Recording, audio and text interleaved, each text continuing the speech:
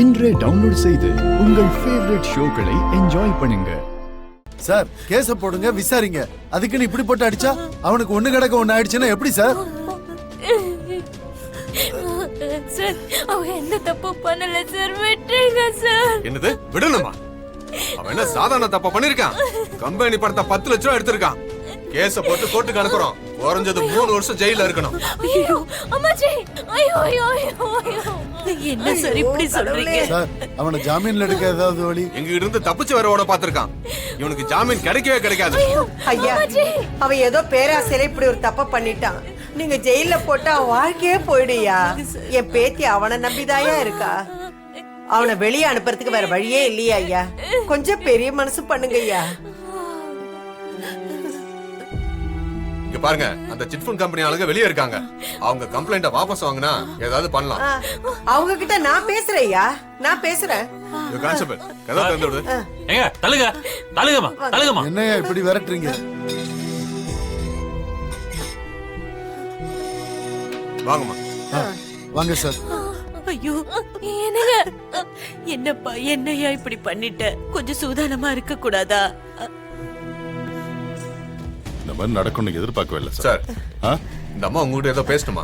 பேசுங்க. ஐயா வணக்கம் ஐயா. வணக்கம்மா. அவன் என் பேரந்தாயா. சொல்லுங்கம்மா. அவன் செஞ்சது தப்பு இல்லைன்னு நான் சொல்ல வரல, பெரிய தப்புதான் ஐயா. மன்னிப்பு கேட்டுக்கிறேன் ஐயா.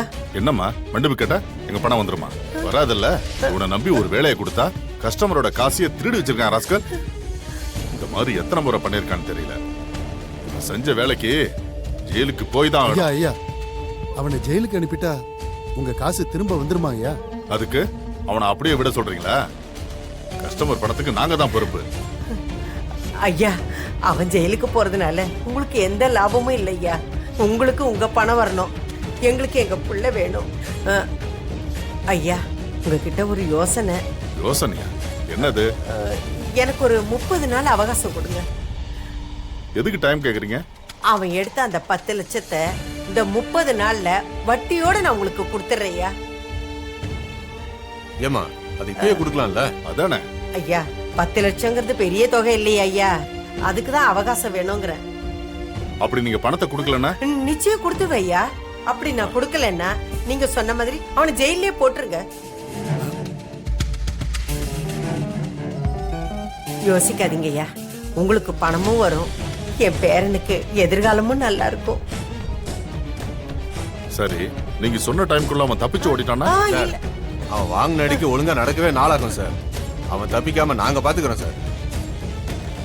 30 நாளைக்கு அவன் ஸ்டேஷனுக்கு வந்து தினமும் இங்க கையெழுத்து போடணும். அப்படி ஒரு நாள் மிஸ் ஆனா கூட மொத்த குடும்பத்தையும் தூக்கி உள்ள வச்சிருவேன். சரிம்மா, 30 நாள்னா அந்த பணத்துக்கு 5% வட்டியோட 10,50,000 கொடுக்கணும். சார் சொன்ன மாதிரி அவன் தினம் ஸ்டேஷன் வந்து கையெழுத்து போடணும். இது போதுயா, இது போதுங்க ஐயா. இது பாருங்கம்மா, நீங்க சொன்னதெல்லாம் எழுதி கொடுத்து கையெழுத்து போட்டு கூட்டிட்டு போங்க சார். 5 minutes. Okay sir. ரொம்ப நன்றியா.